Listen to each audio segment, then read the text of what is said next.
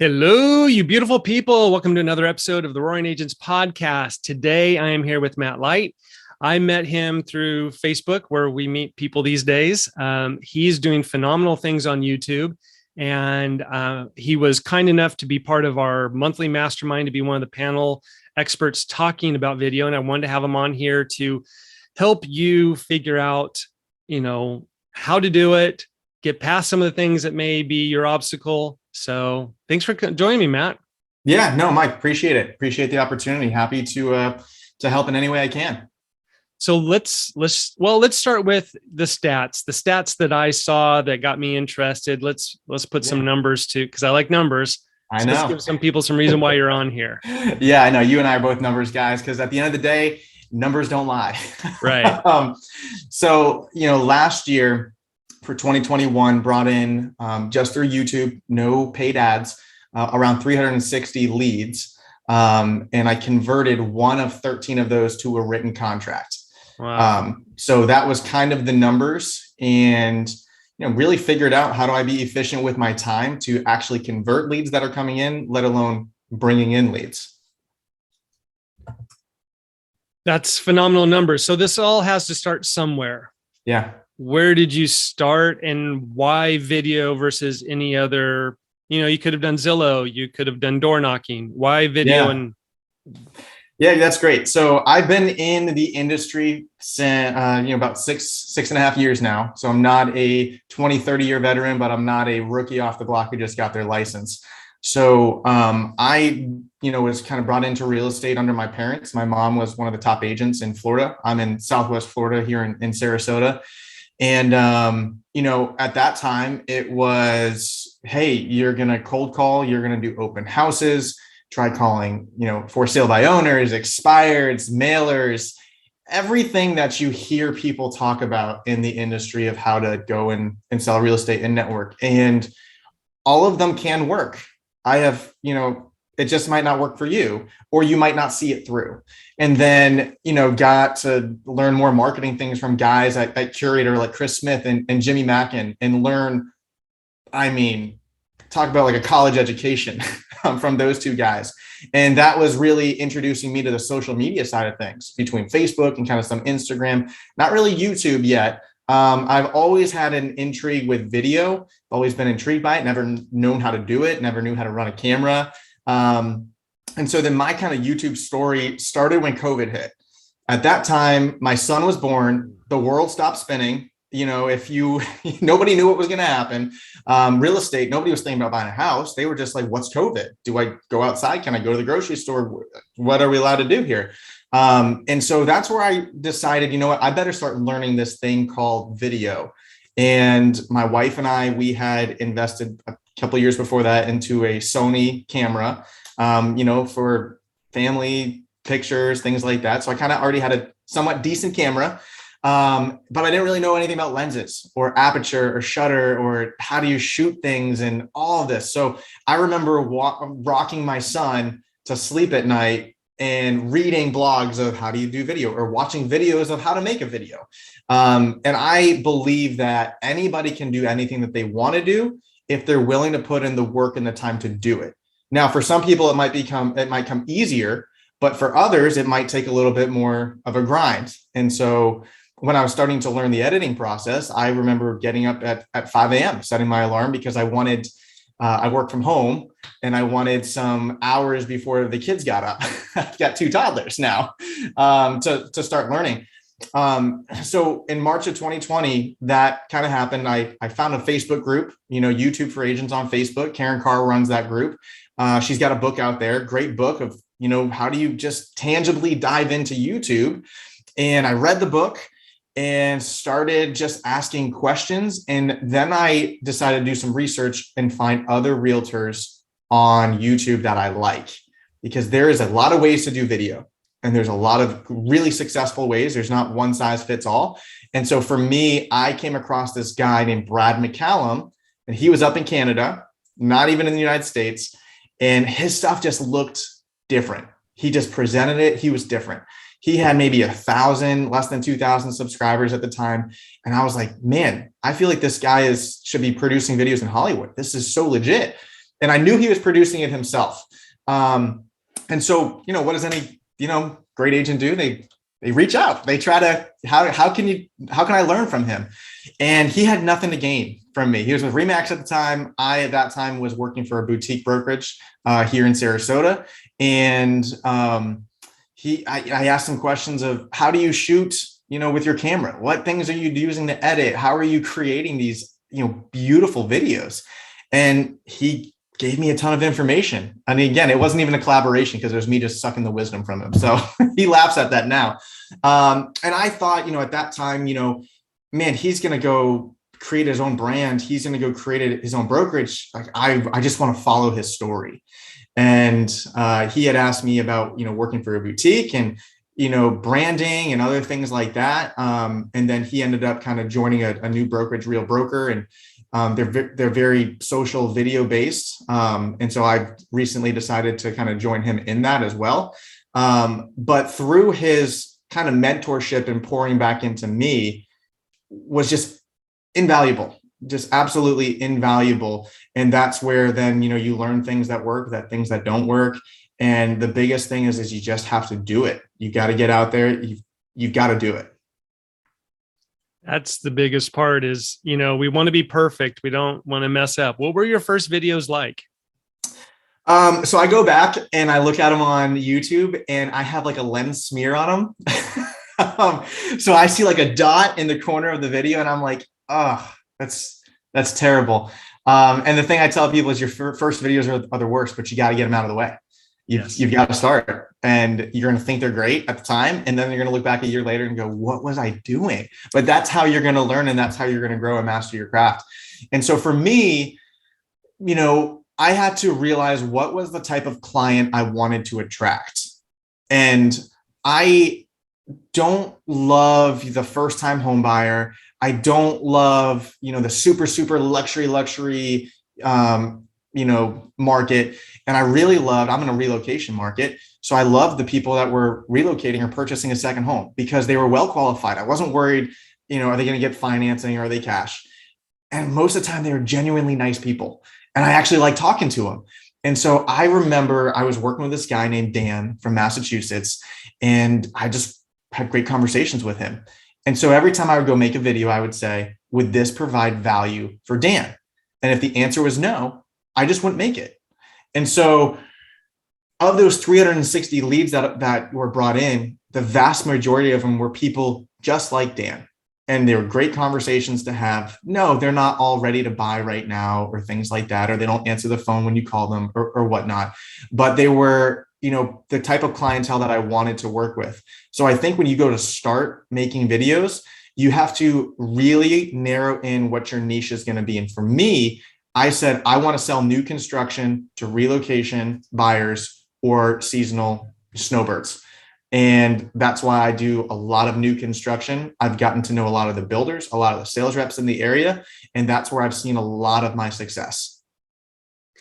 Real quick side note from video, talk to some people who are in a relocation market or a secondary market.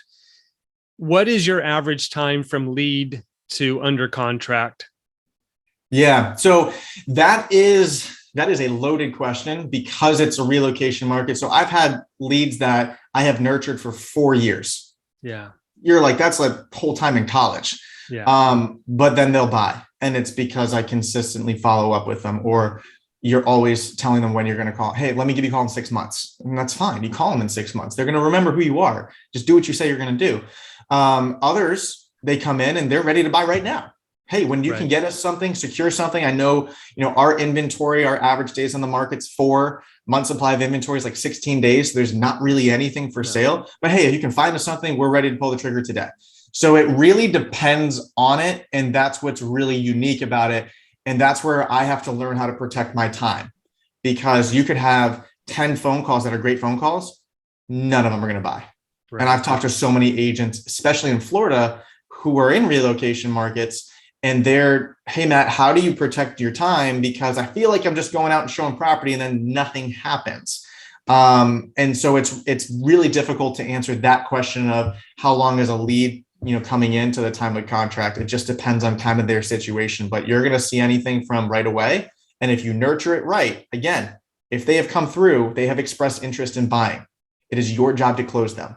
It's like they have expressed that interest. If I don't close them, then that's my loss. Right.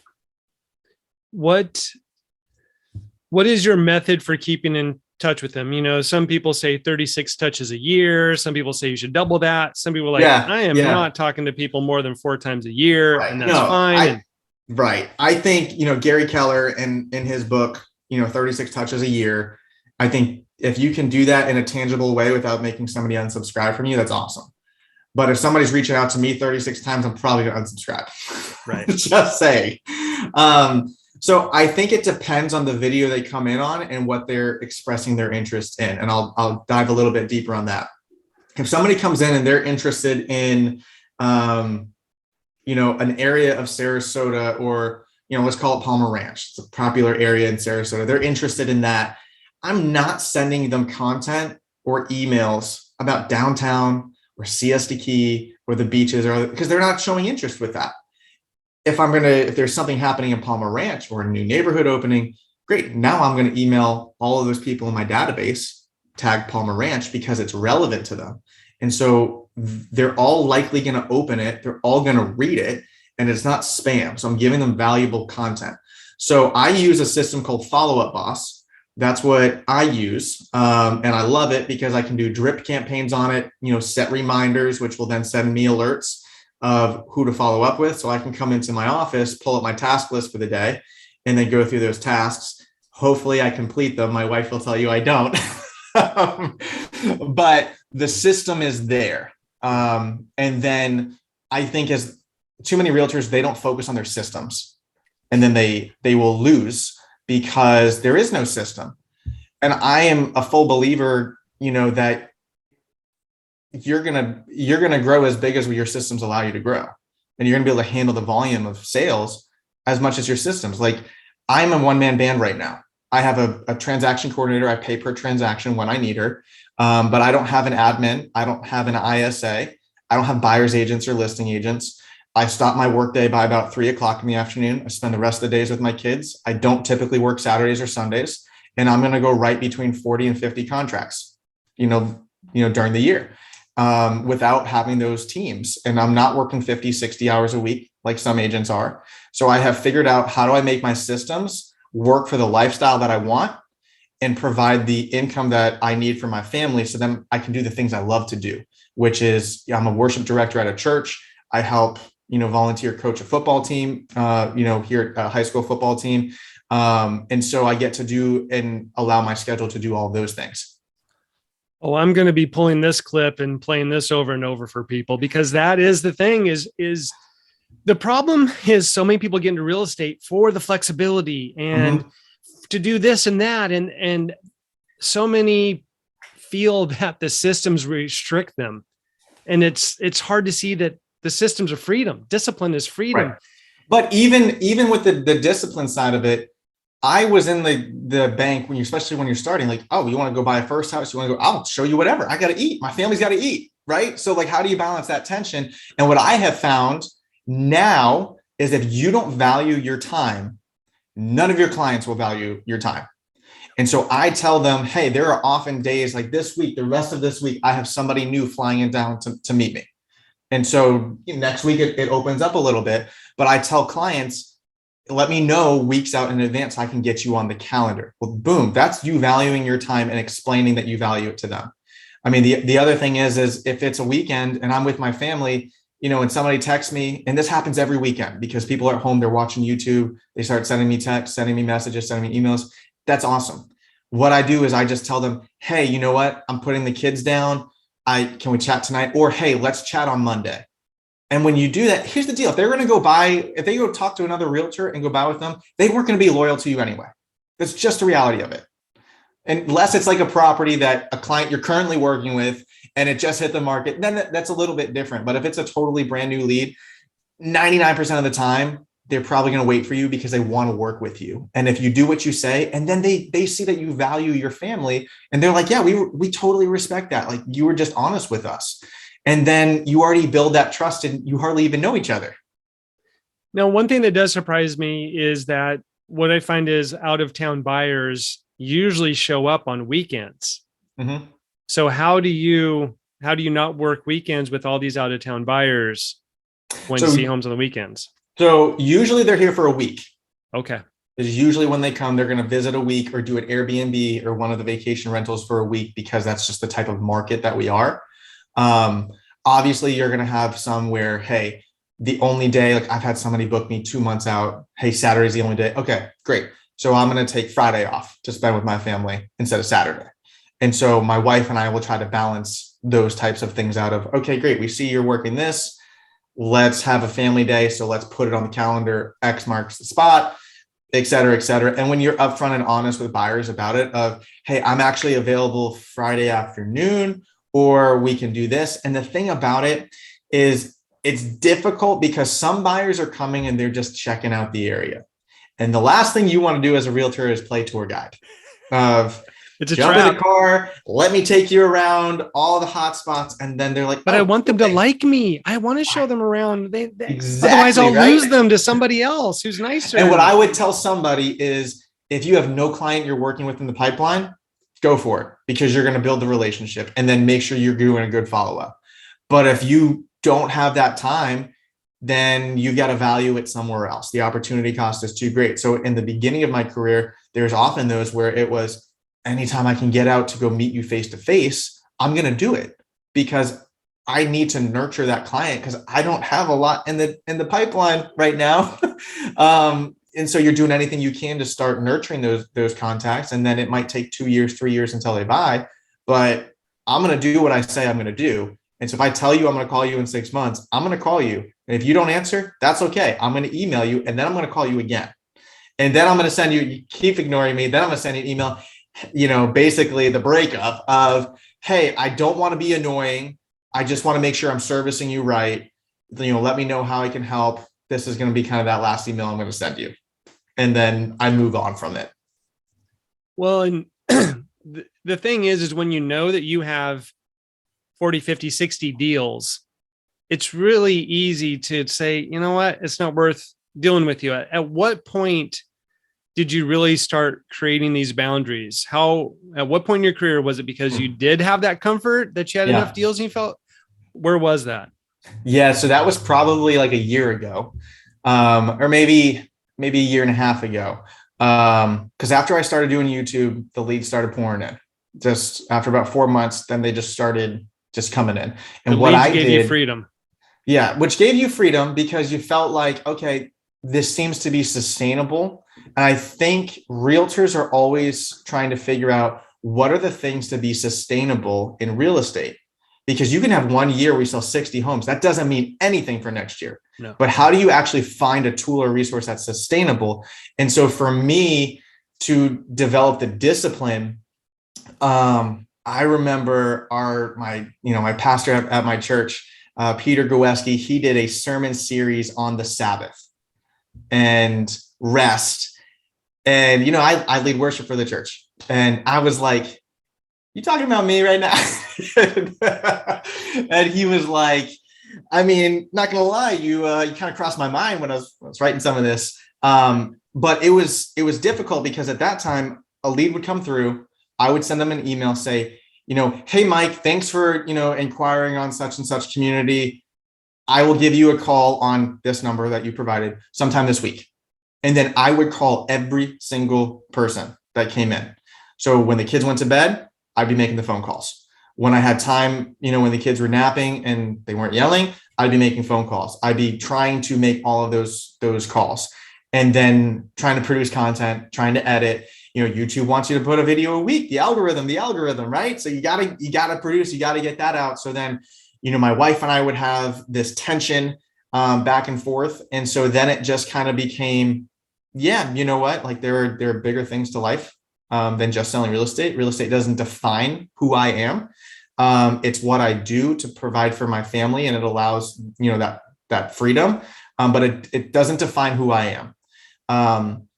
And so that's when probably about a year ago, my wife Paige and I really got on the same page. No pun intended, with how does Matt's schedule work? And so we've got whiteboards in my office. Things are color coded because if I'm on the football field, if I'm at church, if we've got personal family things, if I've got a client in town, if I have a closing, everything's kind of color coded. So we know where Matt's going to be, where I'm going to be kind of throughout the week.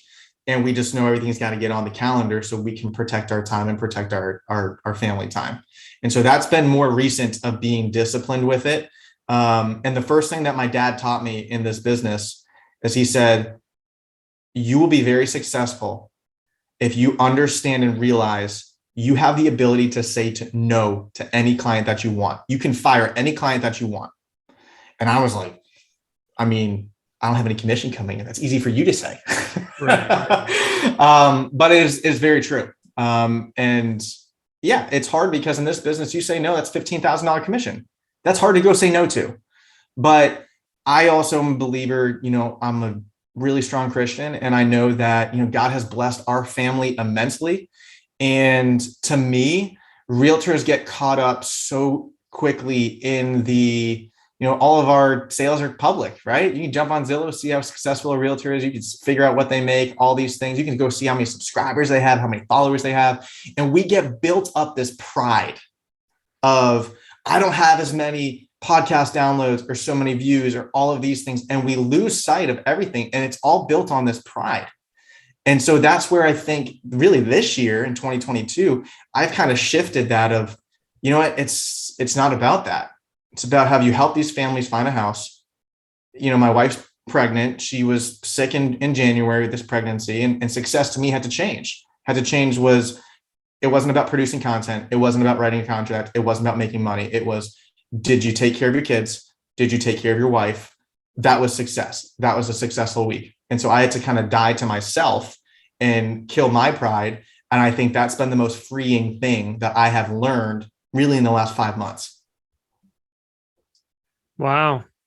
It's important in getting to that point of understanding that. And there's a lot of sacrifice to get the business started.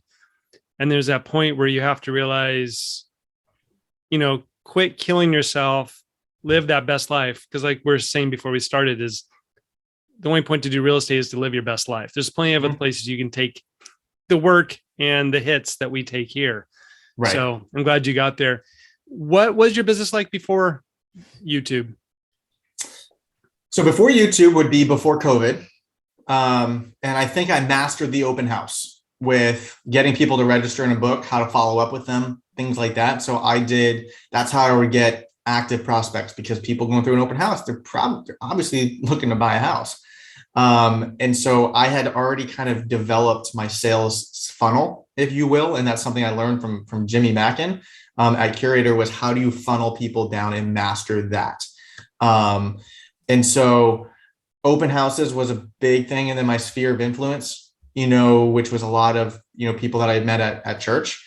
And then, word of mouth and friends and referrals. That was kind of where I was at, and it's probably doing around 20 deals a year, doing that. And then basically COVID double, 2X that. Wow. A lot of agents had to pivot during pandemic, yes. And you pivoted huge. Yes. You didn't know anything about videos at all. So what was your first camera? A Sony A6300 was my first camera, with a basic lens. And I would use that to use BombBomb videos in all my drip campaigns. And that, then I got a wide angle lens for it, got a $200 gimbal, microphone, and I was good to go, good to start shooting. And then, I'd always text Brad, what gear is he using? And it's like something that's outrageous. And I'm like, okay, yeah, I'm not going to do that, because at that time, video hadn't made money for me. So I wasn't going to go drop thousands and thousands of dollars into something that was this idea that I didn't know would produce sales. And I don't know that many realtors knew exactly how it could. It's so new. And so now I don't spend money in ads. I have a couple, Google landing pages, like $30 a month, for things like that. But in terms of video and things like that, Facebook ads, I don't put money behind those things or posts or whatnot, rarely. And I've decided to take that in investment dollars and put it back into camera gear. And it's just funny because, I've updated. Now I have a Sony A7S III. So it's, probably one of the perfect real estate video cameras because it's great in low light. But then I got a lens, and then, my wife and I are super frugal, super conservative. We think about all of our purchases before we do it. Doesn't matter how much you make. We always have a budget, and we always stick to that budget the best that we can. And we talk about it. And so I remember buying a lens, and then I don't know, 8 months later, making more sales, a lot more traction on YouTube. I'm like, okay, I really want to get these two lenses. They're like, each one's double what that other lens was. They're like 1,000 or more, right? Oh yeah. Yeah. And she's like, didn't you just tell me this was like the end all be all? Like, this is the one. I felt like, yeah, but it's not. Salesman came out. Yeah. Right. So I was like, I'll sell this one. I'll get this one. And, that was when we had the conversation of, Hey, look, this is what's working. I'll probably spend $5,000 to $10,000 every year in new gear. I don't know what it is going to be. Yeah. But we're not spending ads. This is how I'm going to continue to make the quality better and double down. Yes. We will hire video editors. We will hire out other things as it's making money. Right. And so it was kind of like that step. And I think anybody starting video, even starting in real estate, you have to ask yourself, how much am I willing to invest in the startup business? Because that's what it is. If you're sitting there saying, I want to jump into video, how do I do it? Well, first of all, you're gonna have to buy a microphone because you got to have decent audio. So you're going to invest something, whether it's $100 or $10,000, you're going to invest something into it. And so you need to figure out what is that dollar amount that you're willing to invest, and now go figure out the gear to keep it within that, because you can do it. Obviously you get what you pay for in cameras and lenses. I can just tell you that firsthand. You do. Doesn't mean that you can't use an iPhone to go, but obviously an $8,000 rig, which is about what I have now, is going to be a lot better quality than going around with a gimbal and an iPhone. But there are those stepping stones of growing. Real quick, for those that don't know, explain what a gimbal is and why they're helpful. A gimbal is basically a stabilizer for your camera, so it's not shaky footage. Because if you go on YouTube and someone's just holding their phone, with their hands and it's shaking around, you feel like you're on a roller coaster, going to get sick. No one's going to watch your video. So a gimbal stabilizes it and makes it have smooth footage. Yeah, and I think one on the panel, someone said they found one for $130. What's the typical going rate for a good gimbal right now for someone starting? I would say, you could probably, it depends on the camera. And so that's why like the Sony A60-300 is a crop sensor lens. So it's a little bit lighter of a camera, and you can have a less expensive gimbal to run that really nicely. So that's kind of the beauty with that, where now the camera I have is heavier. I have to get a lot bigger of a gimbal, a lot more expensive. So for a mirrorless camera, you're probably at $200 to get a decent gimbal. So it's not like you're breaking the bank to go get into something. So if I'm starting out today, and I want to go do good stuff. I want to do walkthroughs on my listings. I want to do community stuff. I want to do stuff at home. What is the basic stuff you would suggest a mentee of yours to do? How much are they willing to spend? Let's start with the frugal person who's, a new agent, a part-time agent trying to break in. They want to do your numbers. They have limited resources, limited time. Let's keep it as low as possible, but still nice. So the best way to go about it is obviously using your iPhone and getting a gimbal for that. The other things that you would get onto that is I would highly advise people getting into a wireless microphone. So you don't need to be wired up, to the camera. And a wireless microphone is probably going to cost about $200. Gimbal, let's say $150. And then you're pretty much good to go in terms of something basic, something ready to kind of, run and gun as they say. And I think that's kind of the route that I would go. But the first thing, even before that, is you need to decide what client are you trying to attract in that video. Because you can go do a listing. Please don't go name the listing title, the street address. Because on YouTube, who is searching for street addresses on YouTube? Nobody. The only people watching that video is your grandma who you shared the link to, or your wife who you shared the link to. That's it. That's why it has 4 views. Or the seller, and the seller sent it to their family. Nobody's looking for that. So you need to figure out who are you trying to actually get this in front of. And that's the first thing. And then you need to gear content towards that. So for me, trying to gear content towards buyers relocating, that's where a lot of my content is geared towards. So that equipment, so let's say they're going to spend $1,500. They're like, I think I'm going to make it. And this is something I love, video. Spend $1,500, $2,000. Yeah. Then I would get the first rig I had. And it was so funny because I was trying to sell that rig to an agent and like a YouTube agent of like, hey, here's the videos, here's a picture, here's a link to them, here's what I'm doing. I'm upgrading my rig. I'd rather just sell it to an agent that could get started at a great price. And nobody wanted it. Couldn't find anybody that wanted it. So I would say, and I'm not super, techie with, I know all types of cameras. But the first rig I had would keep you under $200. You'd be looking at the Sony A6300 or another crop sensor, Sony, like a 6400 or 6300. And you'd be getting a wide angle lens. So like a 10 millimeter to 18 millimeter Sony lens, which costs you around $650, $200 gimbal, and then that $200 microphone. And now you're ready to go. And the great thing about a Sony or another type of mirrorless or DSLR camera is you can shoot in different picture profiles. So you can shoot in what's called like S-Log, Cine 4, and that's how you can make your image look a lot more cinematic, especially when you go to edit. And that's where, hey, why does this one look so different and it just looks so pretty than this one? Well, it's because they're shooting in this and that's how they're editing.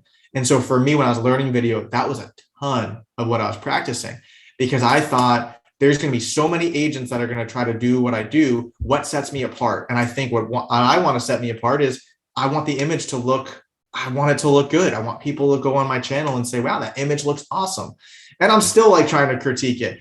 But I would say, a Sony A6300, a Rode Wireless Go microphone, a DJI Ronin SC gimbal, and you're pretty much ready to go get it done. Let's talk drone. Yeah, love drones. Love drone. Drone is amazing footage. Yes. You mentioned that under a certain weight, they weren't part of the FFA. And I was like, okay, that's cool. So I went and looked on the website, at least for Oregon, but it says hobby only. So does it kind of cross the line that it's still for business and you're just not Yeah. So where, from my understanding, and I am not the end all be all, I would look up the laws and all those things like that. But from my understanding, I'm not a videographer that's going out and getting paid for drone stuff, for all those things. It's more of that hobby type basis. And I throw those things in my videos, but nobody's hiring me. I can't accept money for it because I'm not licensed, with my Part 107. My photographer who comes out and will, do things on my listings, he obviously is, and I pay him to do those. So I don't do a lot of those on my own listings for photos and things like that. I still have a photographer that I hire out. And so, drones, if it's under 250 grams, it's considered, I think they call it a toy. So the regulations are different, where you are. So when I was talking with Brad of what drone he was using the DJI Mini, because it was 249 grams, and Canada has a lot more restrictions. And so he could get away with flying it because it just wasn't over 250 grams. The United States is a lot different, with it. And, they have rules with like line of sight and other things like that. And at the end of the day, most stuff I'm shooting is just, I'm in my car right there, and then it's up in the air around the house. So it's not like we'll fly 5 miles that way. That's not really stuff that I'm doing. So if you're getting into the space with drones, easy way to jump into it is I would suggest getting the Mini, really the DJI Mini 2. I think it's $600 and you get 3 batteries with it. You're going to want the batteries. Hear me say that now, because it's good for 20 minutes. And the last thing you want to do is have to go home to charge it. You would just rather have 3 batteries there. Trust me. You're going to get great photo. You can shoot in 4K. Yeah. You can go drop $2,000 and get a better drone, and it's going to look better. Camera gear, again, you kind of get what you pay for. But for starting, I think they're super easy to fly. And I think really anybody can kind of learn how to do it. So all this equipment and everything sounds lovely until you realize you got to edit the drone, this, that, and the other thing. And that's where the rubber really meets the road. It's really fun to go out and take photos of neat things. But so what do you use for editing? Yeah. And how long does it take you to do one of your videos typically? Yeah. So that's a great question. In the beginning, it's going to take you a long time because you're learning. It's a learning curve. But the more you do it, the quicker it is. Where I could go edit a listing video probably under an hour if I wanted to at this point in the game. No, my transitions and other things like that might not be as cool as a professional videographer, but they could be if I want to go dump more time into learning transitions and watching other videos of how to do transitions and other videographers. So it's going to be as complex as you want it to be personally. And last year, I probably went through 3 or 4 video editors because I was like, you know what, if I can free up my time, but the amount of back and forth it was taking, like hours of back and forth, I was like, I could have been done with this. The amount of times I've been messaging you or calling you or things like that. So then it was like, okay, I'll just do it myself because I know what I want. I'm picky and you're just not cutting it. But I would give them a printout. This is how I want you to make the picture look good. I shoot in Cine 4. I need you to boost the saturation by this percentage, bring the highlights down by this, throw this LUT on top. Like literally gave them every resource of just follow this and then go. But people just couldn't take the instructions very well. And so I've recently found a guy in Tennessee and he's been great back and forth. And I understand a video editor, it might take a few videos for them to kind of get your vibe, communicate, everything like that. But that's who I've been using right now. Obviously, I'm okay with spending a lot more money on a video editor because I'm making a lot of commission doing what I'm doing. And so at this point, now I'm just using him for all of it. But if it's a quick reel or something like that, I can throw it. I use Final Cut Pro. I'm an Apple guy. So I use Final Cut Pro. I throw it in there and I can just edit it out, pretty quick depending on what I want. But for someone getting started, find a program like Final Cut Pro if you're an Apple, or Adobe Premiere, which can be expensive, and start watching tutorials of how to do it. There's so many. YouTube is amazing. I mean, this is why YouTube's so I grew up in a different time and encyclopedias and manuals. If you want to learn anything, you can go learn it. Everything. Right. If you're disciplined enough, you can go learn it or ask somebody. Message me on Instagram and say, Matt, what videographer should I go follow on YouTube? Great. I'll tell you, you need to go watch Peter McKinnon. You need to go watch, some of these other people because they're going to teach you how to do it. And that's what I learned. And then you're going to kind of narrow through a lot of crap. Let's talk headlines. Headlines. A lot of people get hung up on how to do that. And there's good headlines. I was watching someone interview Mr. Beast, which I didn't really realize is they change out their thumbnails and their titles quite often. He usually makes 3 thumbnails for each video. And if they're not getting the traction, they'll switch it out. And it's very common. And I was like, I never even thought, I thought like you had your first shot. It's like real estate. You got your first shot on the first weekend. Changing stuff over isn't really going to do anything. So how do you come up with those headlines? Because you're getting great success. Yeah. I use something called Keywords Everywhere and also something called Uber Suggest. So those are 2 kind of SEO softwares that will, you got plugins on Google Chrome that when you search something, it's going to tell you how often is it searched and how competitive is it to rank for. And then I use something on YouTube called TubeBuddy, and that will help make suggestions or tag suggestions and tell you, a scale of 1 to 100, 1 being this is terrible, 100 being this is really good, well optimized. I want to land somewhere at the 80 and up for every video between the title and the tags. And so there's 2 ways that I'll kind of go about approaching it. I have a video topic in my head. Now, what are some titles that can capture a wider audience, but it's relevant to that video? And so that is, I think, what is the most it could be time consuming, is really figuring that out. And not everything I do is perfect. So there's things in my market, because Sarasota is not a huge market. It's not Tampa, it's not Naples, it's not Orlando, it's not Miami. So like Tampa is super searchable. There's 3 times the population there. So a lot more searches. So you type in something of like coming to Sarasota, great, that search volume might be Zippo. So you're trying to go name a title that it's hard. It's hard to really figure out what is ranking and what's not. But then TubeBuddy will help you make those suggestions of this is good for your channel based on the audience that you're using. And so it's this game back and forth that you play. What about the thumbnails? How do you decide what those look like? So I don't decide. My wife does. Outsourcing. So she has taken me out of the prettiness of the design. I don't have an eye for it, for those types of things. So it'll be like, I'll shoot a video and she's like, go get those clothes back on because we got to take a picture of you so we can throw it in the thumbnail. And then she'll kind of make them look good and consistent across the channel. So when you go onto my channel, the look is very consistent kind of throughout. Okay.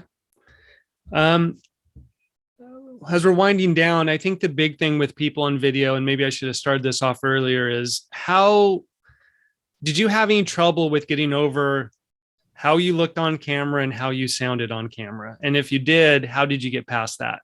Yeah. So I had a little bit of an advantage because of what I've done in music and leading worship at a lot of different venues across the state of Florida. And so I remember, when I got involved in music and singing and things like that in high school, I remember recording my first time in a studio, and then you heard it back and you're like, oh man, why am I doing this? Why are people listening? This is so bad. And it's partly because you don't know what your voice actually sounds like. What other people are like, wow, you guys are still my friends. Joke's on you. So I think that kind of just helped me get over that. And at that time it was, there's going to be people that like the way you sound. There's going to be people that don't like the way you sound, but that doesn't change who you are at the end of the day. And for camera, what I would advise somebody to do is put the camera on your desk and have it stare at you while you're doing your emails, while you're going about your day, because that is one of the most intimidating things, is you're staring down this black hole of death and it's watching you and you like freeze up on it. So if it's just, you're constantly around it, now you're used to, and subconsciously you're used to being in front of it. And so I think it's one of those things that you do it and you get over it. And that's part of the growth. And that that's part of the growth. And at the end of the day, video is not easy. Like being successful and being great at things, it's hard and you've got to work at it. And I think the people who are willing to go and work and achieve and attain it, those are the ones who are going to be successful at it. The ones that are going to say, I didn't like that, I quit, I'm out, I've only been doing it for 6 weeks, it's not working.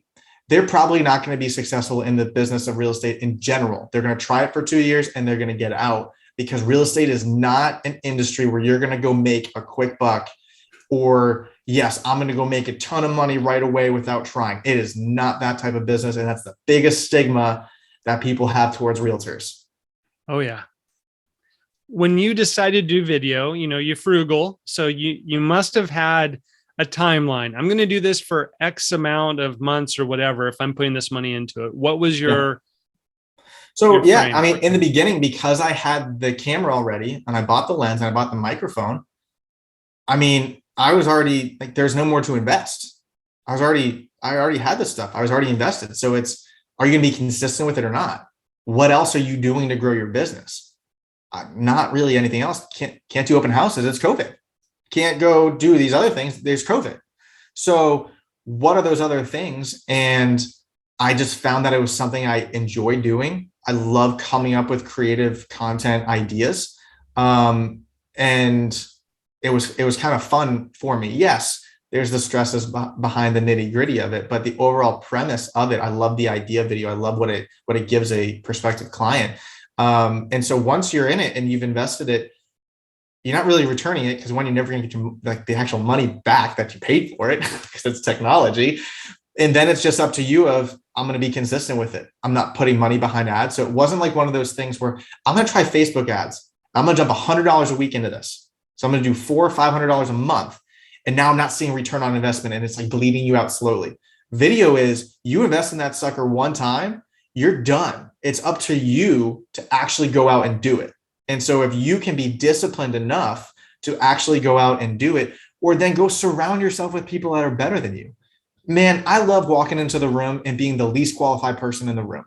And I remember when I was, with Jimmy Mackin and Chris Smith, with Curator, I was one of their clients early on. And I remember flying out to Austin, one of my first real estate conferences. I'm in my mid-20s. I know nothing. And I remember going and sitting at the VIP table. I wasn't a VIP. I didn't have the VIP pass, but I acted like I belonged. And so I sat there and I made great connections with people that I still talk to today that are like, top agents in the industry. But it was just, one of those things where I was just going to grind and continue to be as great as I could with what I had in my possession. At that time, you didn't really have much of anything. I was just trying to, meet people, learn from what they did.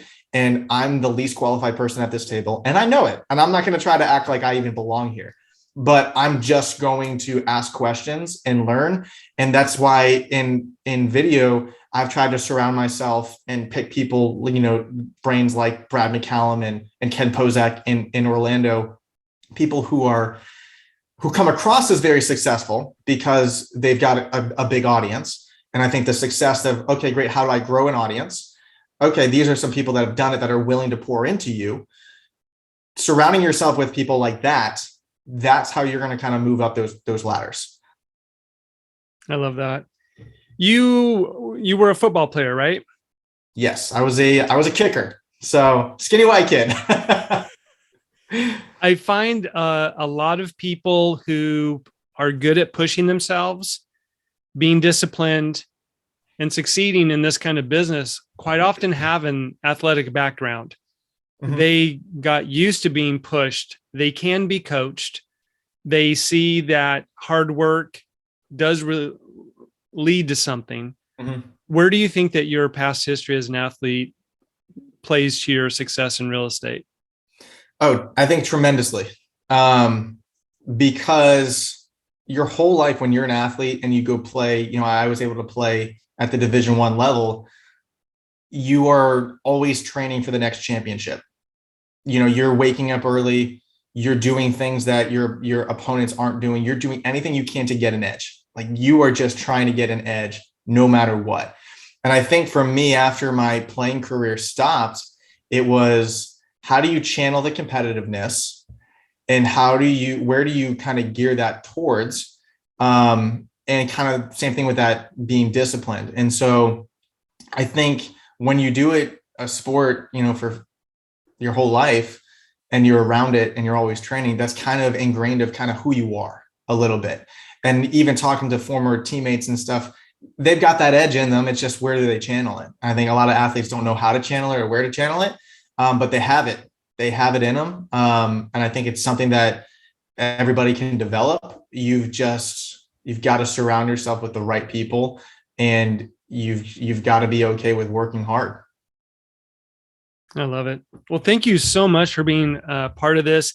Is there any last words you want people to know when they're thinking about video? And yeah, I guess, video can be scary. So I know there's a lot of people that are sitting there like, well, video is so scary. Yeah, you're right. It is scary. It can be very rewarding. Just like open houses, the first time you do one, it's scary. The first time, if you're an agent and you're listening to this right now and you've made it all the way through, if you remember any of those things that you have started that were hard to start, they're probably a lot easier now that you've done them. Video is the exact same way.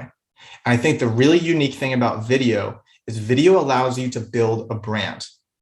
And when you have a brand and you have developed your own brand, now it doesn't matter what brokerage you work for.